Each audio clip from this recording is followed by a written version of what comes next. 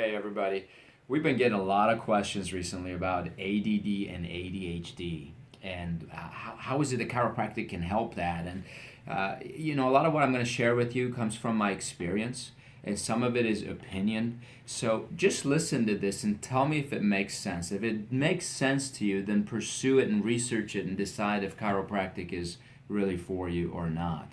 See, the term ADHD is a bit misleading because the H stands for hyperactivity. These are about kids that are jumping around and they can't sit still, they can't pay attention, they can't concentrate, and they need to run around. And you say, well, if they're already hyperactive, why is it that if you give them a stimulant like Ritalin or amphetamines, they calm down? Why does a stimulant calm them down when if someone who's not hyperactive takes this stimulant, they become tremendously hyperactive? So why does it work opposite things in two different people? And here's the best way I can explain it to you. If you take one of those tops and you spin it really fast, the faster it spins, the more steady it is.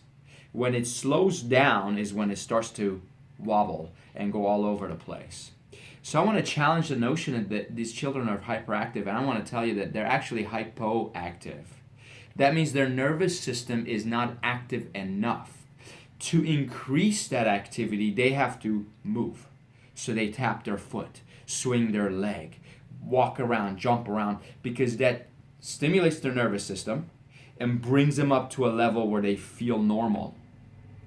So they are not active enough unless they move. Now, when you give them a stimulant like an amphetamine, it revs up their nervous system, and because that activity increases, now they can sit and pay attention.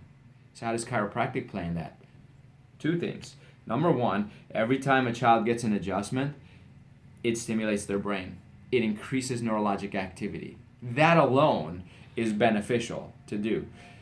But the second, even bigger reason is that when there is a misalignment in the spine that may be suppressing neurologic input to the brain from parts of the body, when you remove that interference, nerve flow, nerve information increases and balances the brain, and that can bring them back to normal. Now, we know that many things can cause hyperactivity and attention deficit disorder in children.